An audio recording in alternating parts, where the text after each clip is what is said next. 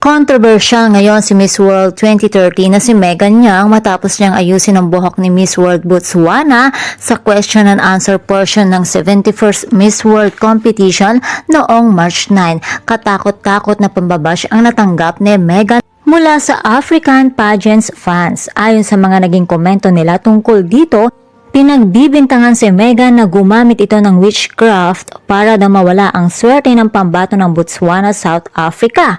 May matinding paniniwala kasi ang mga taga-Africa na kung saan para sa mga ito, ang buhok ay isang sagradong simbolo ng kanilang kultura at hindi rin maganda para sa mga ito na bigla-bigla na lamang hinahawakan ang kanilang buhok. At bago mo ito mahawakan, kinakailangan humingi ka muna ng permiso dahil ito ay isang paglabag para sa kanilang personal space at ito rin ay nagpapakita ng pagiging rude at disrespectful sa kanila.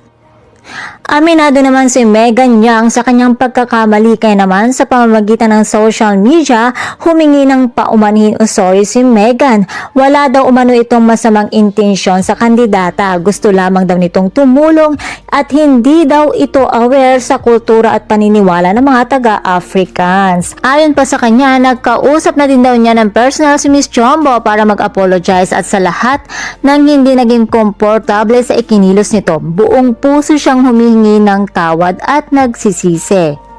At sa kabila ng kanyang pagkakamali, madami namang natutunan si Miss Megan at nangangakong hindi na ito mauulit pa.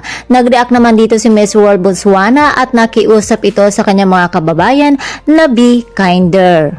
At kung kayo naman ang tatanungin mga chika adorers, ano naman kaya ang masasabi nyo tungkol sa isyung ito?